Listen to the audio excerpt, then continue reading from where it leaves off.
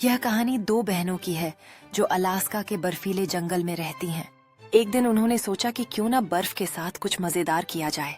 बर्फीले पहाड़ी पर बैठते हुए वे जल्दी से नीचे फिसलने के लिए तैयार हो गईं। उनका मन हल्का और खुश था जैसे ही उन्होंने बर्फ के टुकड़ों को पकड़ने की कोशिश की। रात होने पर उन्होंने अपने घर के बाहर आग के चारों ओर बैठकर कहानियां सुनाई और मार्शमैलो भुनाए। जब उत्तरी रोशनी ने आकाश में चमकना शुरू किया, वे उसकी सुंदरता को देखने के लिए मंत्रमुग्ध हो गईं। बड़ी बहन ने छोटी बहन को बताया कि यह रोशनी बर्फीली दुनिया के जादू का एक हिस्सा है।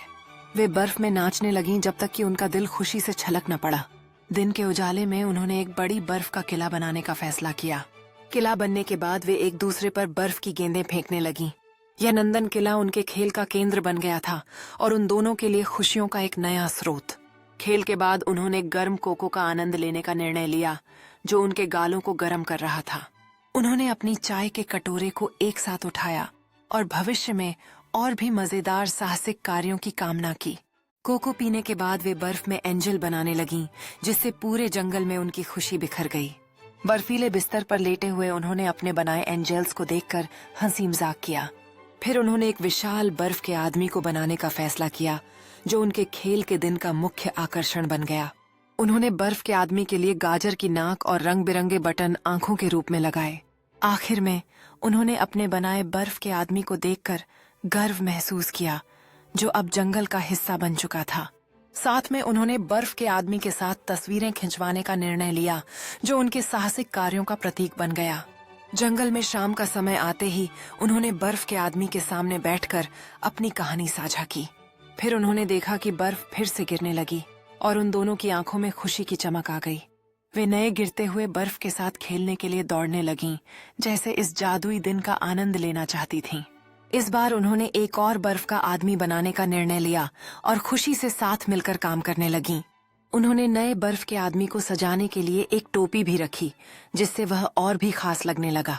बर्फ के आदमी के साथ उनकी खुशी का ठिकाना नहीं रहा और उन्होंने उस दिन को खास बनाने के लिए एक छोटी सी डांस की। बर्फ के बीच में बैठकर उन्होंने गर्म चॉकलेट का आनंद लिया और अपने अद्भुत दिन को याद करने लगीं। वे अपने बर्फ के आदमी की सेना की ओर देखकर नए साहसिक कार्यों की योजना बनाने लगीं, जैसे कि रात बिताना। उन्होंने बर्फ में एक छोटी सी अलाव जलाकर अपने को कंबलों में लिपटकर गर्माहट महसूस की। अलाव के ऊपर वे मार्शमैलो सेकने लगीं, जिसे देखकर उनका चेहरा खुशी से खिल उठा। जब उन्होंने सर्दी में गर्म सॉरी का आनंद लिया, तब आसमान में तारे चमकते हुए उनके अनुभव को और जादुई बना रहे थे। तारों की ओर देखते हुए उन्होंने एक दूसरे से अपने सपनों को साझा किया और अपने बंधन को और मजबूत किया। अब घर जाने का समय आ गया था, लेकिन उन्होंने अपने बर्फ के आदमी की ओर एक आखिरी नजर डाली। उन्होंने अपने बर्फ के आदमी को अलविदा कहा और अपनी खुशी भरे कदमों से घर की ओर बढ़ गईं। वहां से चलते हुए वे अपनी दिन भर की मजेदार कहानियों को साझा करते हुए घर की ओर बढ़ने लगीं।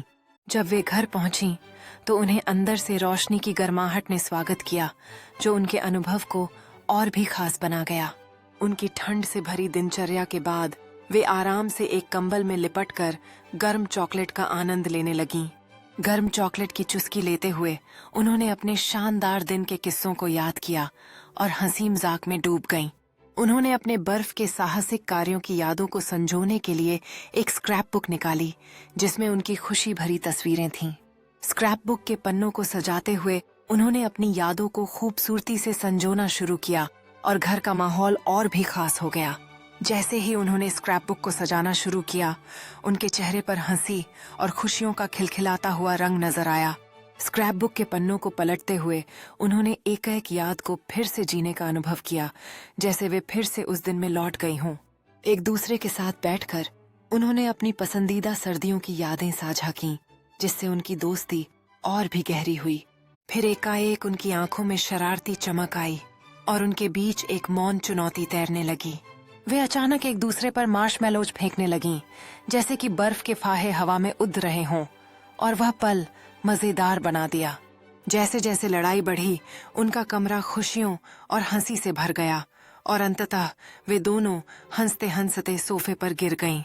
फिर भी उनके चेहरे पर खुशियों की चमक थी, जैसे उन्होंने एक नई योजना बनाई हो अगले दौरे के लिए। वे फिर से योजना बनाने लगीं, एक दूसरे को चुपचाप इशारे करते हुए अगली कार्रवाई तय करने में लगीं।